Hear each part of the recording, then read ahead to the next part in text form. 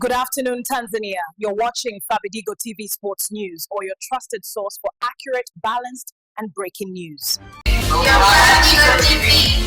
Subscribe, like, share, comment. Fabidigo TV. Habari za leo wadau wetu wote nyie mnayotusikiliza, kwa jina la Yesu Kristo na kwa jina la Mwenyezi Mungu. Habari za leo. Bwana Yesu asifiwe. Wasalamu alaykum, tumsifu Yesu Kristo. Yes. Ni Fabidigo au Godia Aaron Mabunguru, nimetumwa tena kuja kukuletea habari ambazo zimenijia, tuseme kwenye maono ya kwamba nifundishe kitu cha aina gani. Maanake kwamba Biblia uweze kuimaliza, lakini Qur'ani pia uweze kuimaliza. Utasoma hata ukiwa na miaka 90, 100 uweze kuimaliza. Watu walisoma na wanaendelea kusoma na wanahubiri kila siku, kila mwaka hivyo, lakini hatuwezi kumaliza. Kwa hiyo basi leo na kipindi kimoja kile ambacho nimejaliwa na Mwenyezi Mungu ili nikielekeze, lakini katika kuelekeza huko ujue masuala haya ya Mungu lazima uende kwa kuthibitisha.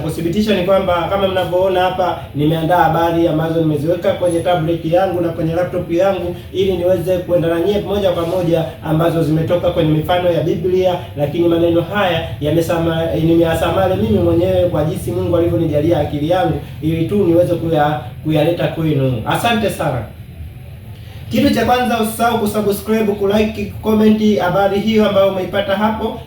Kichwa cha habari cha hii habari ambayo naenda kufundisha leo ni kuhusiana na jinsi gani shetani alivyoweza kumdukua Adamu na Hawa. Yaani jinsi gani shetani ibilisi alivyoweza kumdanganya wazazi wetu wa zamani ambao wanaitwa Adamu na Hawa, ambao ndio mwanzo wa kuumbwa kwa binadamu hapa duniani. Okay. Kama mnavyosikia hapo, Mwenyezi Mungu kanileta mbele yenu ili muweze kujifunza hivi vitu. Mimi kwa vile ni ICT professional, nitafundisha kwa kuambatanisha na masuala ya IT, ambapo sisi kwenye IT kuna vitu tunaita cyber security, ambayo ni usalama wa mtandaoni, lakini pia kuna vitu vinaitwa hackers. Hackers ni watu wezi wadanganyifu wanaoweza kukuibia mitandao yako, akaunti zako au pesa zako kwenye akaunti zako bila wewe kujua, kwa kutumia udanganyifu au watu wanaitwa social engineering. Sasa kwa vile mimi ni ICT professional in degree, ni wa degree kabisa ambaye anafundisha vyuo vikuu, mimi hapa Fabidigo nataka niambatanisha jinsi gani binadamu wa kwanza kuhakiwa alikuwa ni nani. Binadamu wa kwanza kuhakiwa, yani kudanganywa au kuibiwa, alikuwa ni Hawa au anaitwa Eva, huyu mama yetu, mke wa Adam. Huyu ndio alikuwa binadamu wa kwanza kuhakiwa. Kuhakiwa ni kitendo cha kudukuliwa, kudanganywa. Sasa kudanganywa, alidanganywa kivipi na shetani? Hapa ndio tunaenda kujifunza jinsi shetani alivyoweza kumdanganya Adamu na Hawa, na mpaka dunia ikaingia kwenye dhambi na ikalaaniwa na Mwenyezi Mungu, na Mungu akatulani mpaka sasa hivi tunakula kwa jasho, tunakufa na kila kitu kinaenda kwa jasho letu na nguvu zetu. Ndio maana wengi wao sasa hivi wanaingia hadi Freemason, wanaingia Illuminati, wanaenda kwa waganga vienyeji ili waweze kufanikiwa. Lakini hayo yote ni maisha duniani. Ukienda mbinguni utaenda motoni. Nisikilize mimi ili nikulete mbinguni uondokane na moto wa milele kwa kupenda vitu vya hapa, yani kwamba kuwa na magorofa 10 au 2, 3, vyote hivyo ni ubatili tu. Asante sana. Tunaendelea kama vile Mungu alivyotuandaa sisi binadamu kuwa ni watu wa kufundishana, na mimi Mungu amenichagua leo kwamba niweze kuelekeza hichi kitu, kama vile mashehe na madokta na mapadri na maaskofu na wachungaji wanavyofanya. Mimi nimekuwa mchungaji au nimekuwa pastor kwenye YouTube channel hizi 3 mnazoangaliaga, kama vile Mungu alivyonijalia. Sehemu ya kwanza nimesema jinsi shetani alivyomdukua au akdi Adamu na Hawa. Mwanzo, kitabu cha Mwanzo 3. Anasema katika ulimwengu wa cyber security. Hapa nimesema nitafananisha dunia sasa na dunia ya zamani, ile ya wazee wetu. Dunia sasa tunaishi kwa upande wa IT. Watu wanaibiwa. Sasa kwa vile mimi ni professional wa IT, ndio nimesomea, hiyo ndio taaluma yangu. Nataka niweze kufananisha, ni uwe ndege watatu kwa jiwe hili moja, ili wale wa IT muweze kujua kwamba aliyeanza kudanganya ni nani alianza kudanganya ni nani? Alianza kudanganya hii dunia alikuwa ni shetani, ibilisi, joka kubwa la zamani. alimdanganya mama yetu anaitwa Hawa au bibi yetu anaitwa Hawa na mume wake Adam. Sasa ilikuwa hivi, yani kwamba katika ulimwengu wa cyber security, social engineering ni mbinu ya kumrubuni mtu ili atoe taarifa za siri au avunje sheria za ulinzi mwenyewe bila kutumia nguvu au virusi vya kompyuta. Shetani alitumia hatua kuu 4 ambazo hizo naweza kuanza kuzitaja. Hatua ya kwanza, Shetani alitumia mbinu hii, utafiti wa awali. Yani Shetani akatumia utafiti wa kumtafiti binadamu kwamba jinsi gani ampate ili aweze kumwangusha. Katika maelezo nilivyoyapanga na kuielezea hapa, nimesema kabla ya kumshambulia huyo Shetani, yani kabla ya kumshambulia binadamu, mdunguaji au aka uchagua mtu mnyonge zaidi au wakati ambao mfumo upo wazi. Shetani akumwendea Adamu akumwendea Adamu na Hawa wakiwa pamoja. Alimvizia Hawa akiwa peke yake karibu na mti. Mwanzo 3:1. Yani hapa hivi vitu nilivyovisoma vinapatikana kitabu cha Mwanzo 3:1. Mbinu za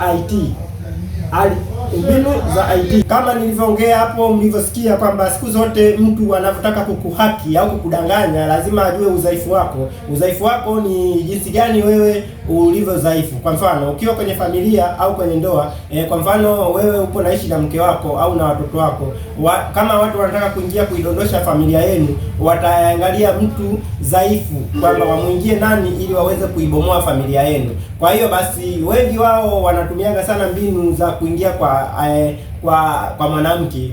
Shetani akaweza kumwingia Hawa na kumdanganya Hawa kwamba eti Mwenyezi Mungu amesema msile matunda yote ya msituni au ya bustanini. Akaanza kama anauliza swali la kumtega ili apate habari, apate information. Kwa Shetani ni mwanahabari mkuu sana ambaye anakuuliza kwa unafiki. Ndio maana waandishi wa habari ukiangalia wanapokuuliza maswali wanauliza kwa kuchochea, ndivyo walivyosoma. Yaani kwamba wanakuchochea ili uropoke. Kwa hiyo Shetani alijifanya kama ajui, anasema eti Bwana Mungu amewaambia msile matunda yote ya bustanini. Wewe angalia hapo. Hawa kwa bila kufikiria akadanganywa, akaanza kumwambia hapana, Mwenyezi Mungu ametuambia tule matunda yote isipokuwa tunda la katikati la mema na mabaya tusiliguse tusile wala kuligusa. Akasema Shetani akamgeuza akamwambia kwa njia nyingine tena. Kwa hiyo ni awamu ya kwanza ya kwamba jinsi gani Shetani alivyotumia akili ya social engineering, utafiti wa awali. Yaani alitumia swali la utafiti kwamba nikiuliza hili swali huyu atalopoka. Sasa alimwendea nani? Alimwendea Hawa. Baada ya kumwendea Adam, alimvizia Hawa pale atakapokuwa peke yake kwamba Hawa ndo atamweza. Yeye mwenyewe alijua kwa sababu ni mtu wa rohoni Shetani. Haya, sasa kama ni hivyo, hii hapa mbinu inafananishwa na mbinu ya sasa hivi ya kizazi hiki cha IT, yani ICT. Hii mbinu zinatumia na watu wa ICT, wale wajanja wa unauni, wanaitwa social engineering. Social engineering ni watu ambao wanaweza kukutumia linki kwamba hii linki sijui utapata weke 1000 utapata bilioni 5. Linki za uongo, wanampigia simu, wanajifanya ni wataalamu wa mtandaoni kwamba umekosea sijui NIDA inatakiwa nini. Watu wengi watakupigia simu hizo. Hao ni social engineering. Hao wanakuwa ni watu wa maswali ya kukutaka kukujaza ili uingie. Wanaanza kusema umejishindia milioni 5. Milioni 5 hiyo wewe hujacheza mchezo wowote unakubali. Wanaanza kusema tupe password ya M-Pesa, si namba kwenye M-Pesa yako na shilingi ngapi, mara fanya hivi na hivi. Kwa mimi kama hapa nafundisha masuala ya Mungu, jinsi gani Shetani alivyomlaghai Adam na Hawa, lakini mimi nakuleta kwenye IT kwamba hii IT kwamba huyu mbinu ya IT sasa alitafuta weakness link. Weakness link ni kiunganishi ambacho unatumia kwenye simu zako au kwenye email zako, kwa kubonyeza hii linki ili uweze kukupeleka sehemu fulani, na unapoenda sehemu fulani shangaa wamekuhaki akaunti zako, wanapata information zako. Asante sana. Hiyo ni hatua ya kwanza. Ni hatua ya kwanza Shetani aliyoitumia kwa Hawa. Kama mlivyoona ndugu zangu, na wabariki kwa jina la Baba na la Mwana na wabariki kwa jina la Baba na la Mwana na la Roho Mtakatifu. Amina. Mimi kama mtumwa wa Mwenyezi Mungu ambaye amenifanya ili niwe na kiu cha kufundisha hivi vitu kwa kunilazimisha, na nimependa amenilazimisha, na mimi leo naleta hivi vipindi. Niliishia kwa shetani, pointi ya kwanza. Shetani, tunajifunza jinsi gani shetani ubomoa utawala wa Adam pale kwenye bustani ya Eden, ndipo nilipo hapo. Lakini nafananisha na masuala ya sasa hivi IT wanavyotumia kuwadanganya watu kwamba mdanganyifu wa kwanza ni shetani. Ya pili ni hii hapa, mbinu ya pili. Mbinu ya pili ni hii hapa. Amesema kubonyeza, amesema kupenyeza shaka kwenye mfumo. Yaani mbinu ya pili ni kupenyeza shaka kwenye mfumo. Pointi hii, kupenyeza shaka kwenye mfumo. Kupenyeza shaka kwenye mfumo. Hii kwa Kiingereza inaitwa phishing. Wale waliosoma cyber security inaitwa phishing, ambao wamesoma cyber security wanajua phishing ni nini. Sasa nataka nielezee kwa jinsi nilivyoweka hapa kwa message zake kwamba phishing ni nini. Shetani alianza kwa swali la mtego, ambalo ndio hiyo nimeongelea pointi ya kwanza, kwamba alianza kwa swali hili, eti ndivyo alivyosema Mungu, msile matunda ya mti ya bustani.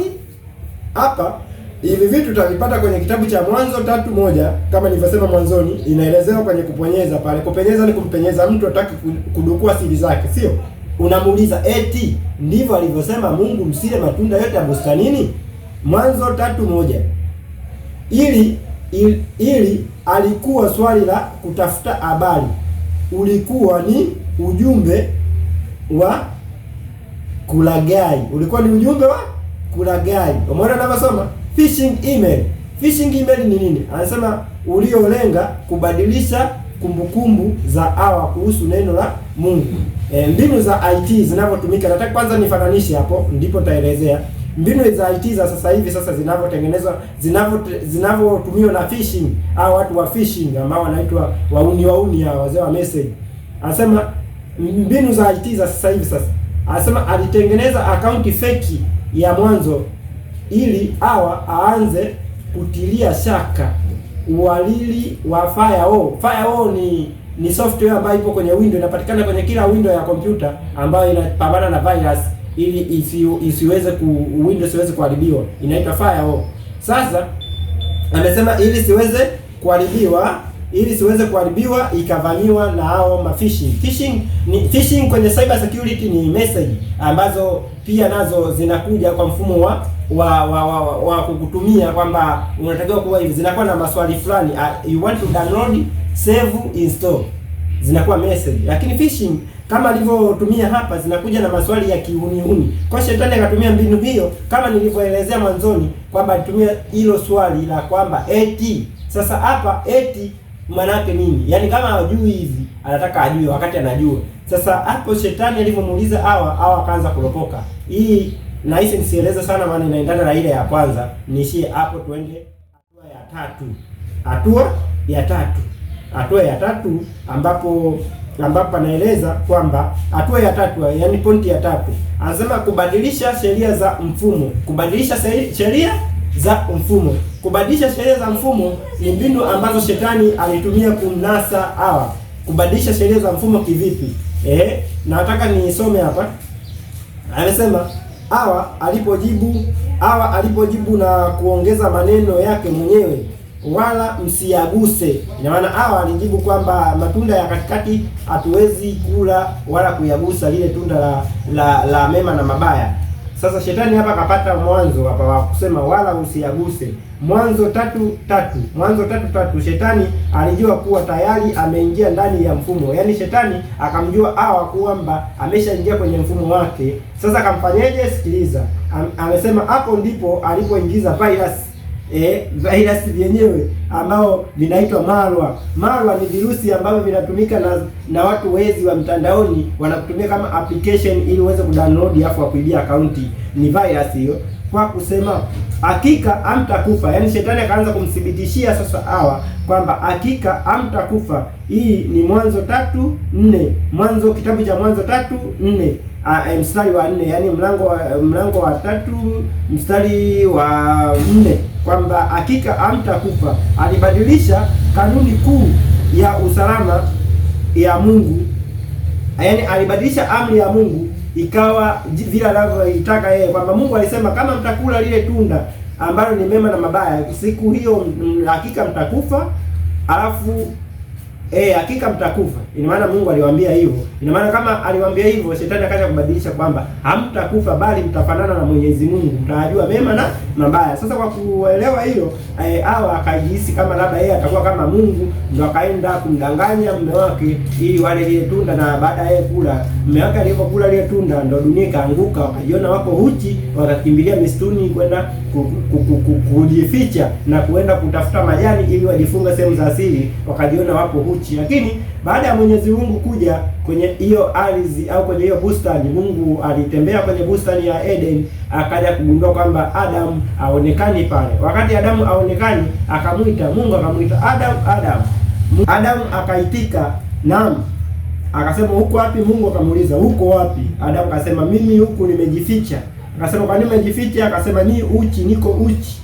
Akasema nani aliyokuambia kwamba uko uchi? Je, umekula vile vitu, umefanya vitu vile nilivyosema usifanye? Umekula matunda niliyosema usiale? Mungu alijua tu kwamba endapo utakula matunda yale mambo haya yatatokea. Adamu akuomba msamaha. Alichokosea Adamu pale, tunajifunza nini kwenye Biblia? Na hapa leo nafundisha Biblia. Tunajifunza nini? Hata kama kuna mtu amekudanganya na bosi wako au mtu wako anakuja kukuuliza nani, kwa nini umekula hivyo, sikimbilie kumlaumu yule aliyekudanganya, maana wewe umedanganya tayari, wewe ndio mzembe. Itakiwa yule Adamu amuombe Mungu msamaha kwanza kabla hajamlaumu mke wake.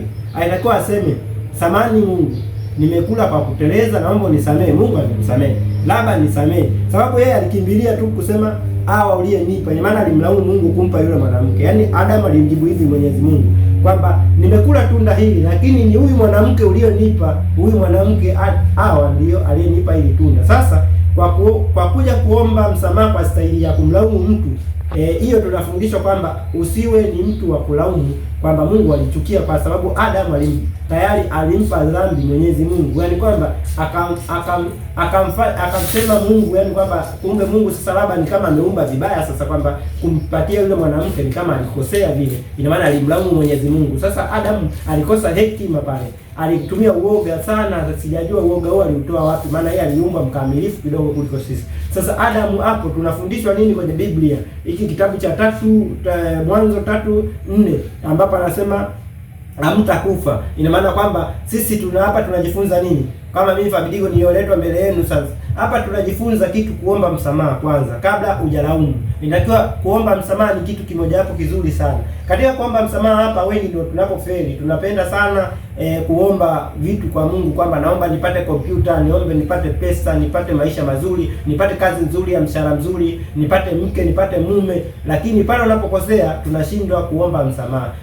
Adamu hapa alikosea kutoomba msamaha, kumlaumu Mungu kwamba mwanamke uliyenipa. Maana yake unaposema mwanamke uliyonipa, yule mwanamke alikuwa kama ni kiumbe dhaifu. Ina maana pale Mungu ndio maana akamuuliza Adamu, akumuuliza Hawa. Adamu itakiwa aseme Mungu, samani nimekula itunda kwa kuteleza, labda joka amenidanganya. Mungu angemsamehe, angempunguzia labda mashariki hapo. Sasa kwa sababu Mungu aliona Adamu amempakazia Mungu kusema mwanamke uliyenipa. Mungu kwa vile ndio mwenyewe sasa ndio mzee wa sheria. Mungu Baba, Mungu wangu yule mzee wa sheria, Mungu wa mbingu na nchi, Mungu wa ardhi, Mungu wa Adamu, Mungu aliyemuumba Ibrahimu, Isaka na Yakobo, Mungu Yehova, ambaye sasa akampa somo huyu Adamu, akasema Adamu, kwa nini umekula tunda? Adamu akasema ni mwanamke uliyenipa ndio aliyesema nile tunda. Sasa Mungu akasema akamuuliza Hawa, umeyafanya nini haya? Hawa akasema ni nyoka imenifanya nini? Imenidanganya, joka amenidanganya. Mungu akarudi kwa nyoka akasema, nyoka, umelaaniwa katika maisha yako, utakula mavumbi na kwa tumbo utatembea. Lakini hapo kuishia, akamgeukia Adamu na kwambia, akamgeukia mwanamke akasema, utazaa kwa uchungu na kwa uchungu utazaa, na nitakuzidishia uchungu wakati wa uzazi wako, na mume wako atakutawala na tamaa yako itakuwa kwa mume wako. Hiyo ni kitabu cha Mwanzo, hapo ni kutoka kukwambia. Lakini pia akamgeukia Adamu akasema, Adamu, utakula kwa uchungu na ardhi itakuzalia magugu. Yaani kwamba ardhi imelaaniwa kwa ajili yako, utakula kwa uchungu na kwa jasho utakula. Yaani kwamba na mwisho wa siku utairudia ardhi, yani utakufa, sababu Mungu alimwambia endapo utakula hii tunda utakufa. Kwa hiyo basi mambo yote haya yalikuwa ni ya kulaniwa. Tujifunze hapa, kula kwa uchungu au kula kwa jasho maana yake nini? Sababu nimekuja kwa ajili ya kufundisha Biblia. Maana yake kwamba kula kwa jasho, kumbe inaonekana kwamba Adam kipindi hicho hajafanya dhambi, alikuwa anakula tu, anachuma matunda kwenye bustani, vitu anaviagiza vinakuja, matunda yanakuwepo tu. Lakini baada ya kukosea, ina maana yale matunda yakaanza kuwa ardhi zililaniwa, ilitakiwa aanze kuilima sana na kupata mazao kwa njia nyingine tena ya jasho lake. Hapa tunajifunza nini? Kwa hiyo basi wewe unayenisikiliza hapo, jifunze kwamba huwezi kufanikiwa bila kufanya kazi. Jifunze kwamba Mungu alituambia sisi tutakula kwa jasho. Manake kazi yoyote, jasho ni nini? Jasho ni vikwazo ambavyo unakutana navyo kazini kwako. Labda ulikuwa unategemea upate hela kesho kutwa, unaona hela zijaja, au mwezi ujao hazijaja. Hiyo ndiyo jasho lako. Na pale ambapo utakuwa unafaulu kwenye jasho lako ni pale ambapo unaweza kubadilisha vile vikwazo vikawa pesa, yaani kwamba kuvishinda vikwazo mpaka ukaja kufanikiwa kupata pesa. Hivyo ndivyo vikwazo ambavyo watu wengi wanashindwa, wanalaumu. Tujifunze kutolaumu, kwa sababu Mungu alivyochukia zaidi ni pale Adamu alivyomlaumu Mungu kwamba umenipa huyu mwanamke ndio alimfanya nifanye dhambi. Tujifunze kutolaumu. Yaani kutolaumu kwamba ni hivi, umeona wewe hujapata pesa au hujapata kitu fulani, usilaumu. Tafuta mbinu, kwa nini nafeli kupata pesa? Ina maana kwamba hapa Adamu alipofeli ni kutafuta mbinu ya kumwomba Mwenyezi Mungu msamaha, kwamba yani kwamba Mungu, mimi nimefanya hiki kwa ajili ya hiki, hapo baadaye Mungu angejua kwamba aliyesababisha ni nani. Maana Mungu anaona ya rohoni ya hiyo, kwamba angejua ni mwanamke angemsamehe. Maana ili dunia ianguke lazima muangushe mwanaume. Ndio maana nakwambia familia ili ianguke lazima mwanaume anguke. Lakini kwenye maeneo yene ya maisha, ndio maana ukiangalia vita vya Irani na Marekani sasa hivi na Israel, wewe angalia kwa nini Israel na Marekani wanapiga viongozi, wanaua viongozi wa Irani. Kwa ili Irani ianguke lazima waue kwanza viongozi. Na kwenye kazi yako, ukitaka uipe kazi yako, yani yule kiongozi wenu, mkuu wenu kama ataanguka, ina maana nanyi mmeanguka. Hiyo ndo kisiri moja hapo. Yaani kwamba kama kiongozi wenu kwenye kazi yenu yeye anaumwa, amekimbia labda maisha au anaumwa, na nyinyi hamtafika. Maana Mungu anaweka misingi ya maisha kutoka kwamba ngazi kwa ngazi, kwamba utaanzia hapa, utapanda hapo, utapanda hapo, utapanda hapa. Sasa Adamu pale alipoangushwa na Hawa, dunia ndipo ilipoanguka. Ile tunda lingeishiwa kwamba Hawa ndo amekula mwenyewe, Adamu asingekula, na kwambia mpaka sasa hivi dhambi singekuwepo, kwa sababu Mungu anamtambua Adamu. Hawa aliumbwa kwenye ubavu wa Adamu ili au msaidizi wa Adamu. Ndio maana Mungu anaangalia sana ukifanya dhambi wewe mwanaume. Msichana au mwanamke akifanya dhambi mpaka ifikie mwanaume, ndipo Mungu anapochukia. Maana yake kwamba dunia ni mwanaume. Ndio maana Mungu alisema tumuumbe mtu kwa mfano wetu, kwa mujibu wa kitabu cha Mwanzo kwenye Biblia, kwamba tumuumbe mtu kwa mfano wetu na kaya watawale wanyama na vitu vyote vinavyoishi pale duniani. Maana yake kwamba mtu huyo ni Adamu, Hawa ni mwanamke kutoka kwenye ubavu. Ndio maana ukiangalia dini ya Uislamu wanasema mwanamke Hawa anajifunga kichwa. Maana yake kwamba hiyo ni amri ya mwanaume, na kwenye kulingana kitabu cha Qur'ani kwamba ni dhambi. Maana yake mwanamke anaweza kumwamuru kwamba afanye hivi, kwa sababu yeye aliumbwa kwa ajili ya kumridhisha mwanaume. Ndio maana kwenye vitabu vya hivi tunavyojifunza, mwanamke ameandikwa kama ni chombo cha starehe. Mwanamke ndio maana anaweza kuishi wakawa wanawake 10 wakaolewa na mwanaume mmoja, maana ni starehe. Lakini huwezi kusikia kwamba mwanamke aliolewa na wanaume wawili.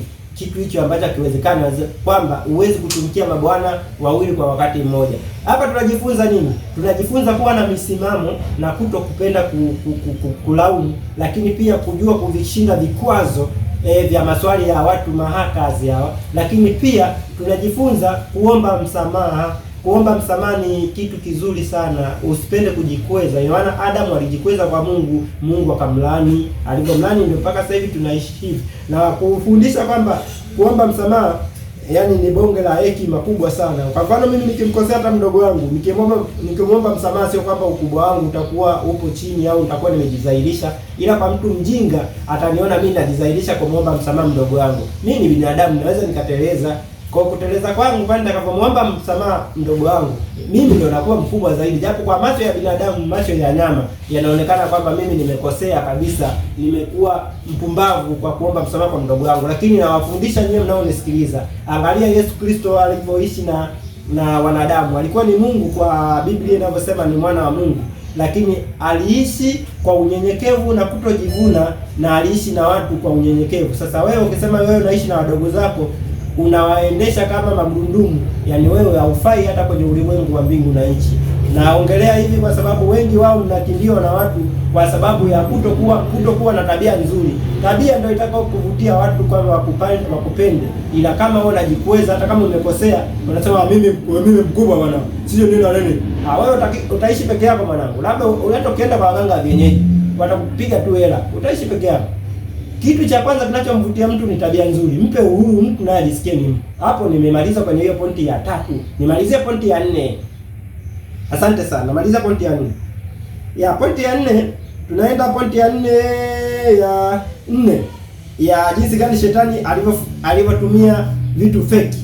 Anasema kutoa zawadi fake. Shetani unajua anapotaka kukudanganya kama vile Freemason, au wanasema ukifanya hivi tutakupa magari, ukifanya hivi tutakupa magari. Ngoja kwanza nisome hii pointi alafu nitaielezea. Kutumia zawadi fake, shetani alitumia kwa Hawa kumtamanisha, kwamba alimwambia Hawa kuwa macho yao yatafumbuliwa nao watakuwa kama Mungu. Hii ni kutoka kitabu cha Mwanzo 3:5. Anasema hii inafanana kabisa na zile linki zinazotumwa kwenye simu leo zikisema hongera, umeshinda milioni 5, bonyeza hapa kuchukua zawadi yako. Hawa alipoona tunda linafaa kwa chakula na linapendeza, Mwanzo 3:6, alibonyeza linki hiyo fake. Yani kubonyeza ni kuchuma lile linki, kuchuma lile tunda kwenye mfumo ule sasa wa Hawa. Alichuma lile tunda na kuweza kula. Sasa kwamba kwenye mambo yetu ya IT kwamba alibonyeza linki aweze ikampeleka sehemu fulani akapata kuibiwa akaunti yake. Sasa hapa tunajifunza nini? Mahakumi, wale wa ICT, wahuni na watu waongo matapeli wanaoweza kukutapeli hela zako. Hapa tunajifunza kitu fulani, kwamba hapa mimi nimekaa kama mchungaji, sio kama ICT tena. Tunajifunza kitu gani? Sio kila kitu kinachokuja kwenye mfumo wa maisha yako. Mtu ana wengine anaweza kukutamanisha kwamba nakuja hapa kwenye ofisi yako, anasema mimi ni mtaalamu, mimi nitakupa si kamera, nitakupa hiki. Kuna wengine wanakuja kwa mfumo wa kukujua kwamba una maisha gani, wakujue. Ukianza kuropoka mimi sina hichi nini, najua huku dhaifu huku, basi nitasema nimpe mkopo labda milioni 10. Kuna wengine ili wakuingiza kwenye chama kibovu kama cha Freemason au Illuminati wanakuja kwa njia ya mikopo. Kwa hiyo sipende sana kuwa ni mtu wa kutamani. Fanya research kabla hujaingia kwenye mifumo fulani. Fanya research kwamba je, hiki ni kitu bora, hiki ni kweli? Maana shetani alitumia matamanio ya kumtamanisha Hawa kwamba kama utakuwa ni mtu wa staili fulani ya kutamani, ina maana utashindwa. Shetani akatumia mbinu hiyo ili aweze kumdaka Hawa, ili Hawa aweze kuingia kwenye mfumo kutoa zawadi fake, kwamba alimwambia Hawa kuwa macho yake yatafunguliwa. Ina maana kwamba alikuwa Hawa akajiona kama haoni hivi. Sasa ina maana ni kitu ambacho ni kitu cha unafiki bwana. Wewe Mungu na Mwenyezi Mungu umepewa bustani, yaani unaona bado utoshelezi. Kwa hiyo Hawa akaona bado haoni, yaani atafanana na Mungu. Yaani sasa na shetani vile vile alivyofanya makosa kule mbinguni kujiinua ila mpindue Mwenyezi Mungu, akafukuzwa. Alipofukuzwa na kutupwa huku chini, naye akaja kumdanganya ujamaa au Adam ili aweze kupewa vile vitu. Kwa baada ya Adam kuanguka, Mungu alivitoa umiliki kwa Adam, na ule umiliki akachukua shetani, maana umiliki wote wa duniani ulikuwa ni wa Adam. Ndio maana sasa hivi tunafunzwa kwamba tuwe tunaomba sana ili tumrudie Mwenyezi Mungu aturudishie umiliki wetu. Ndio maana kuna kuibiwa nyota katika maisha ya sasa hivi.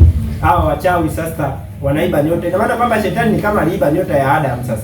Kwamba aliiba nyota ya Adam kwa kumdanganya, vile vitu alivyopewa na Mwenyezi Mungu vikaenda kwake. Ndio maana kama unasahau au una kudanganya, ni pale ambapo Yesu Kristo alipokuja hapa duniani, na Yesu Kristo naye alijaribiwa na shetani, majaribu yale matatu makuu.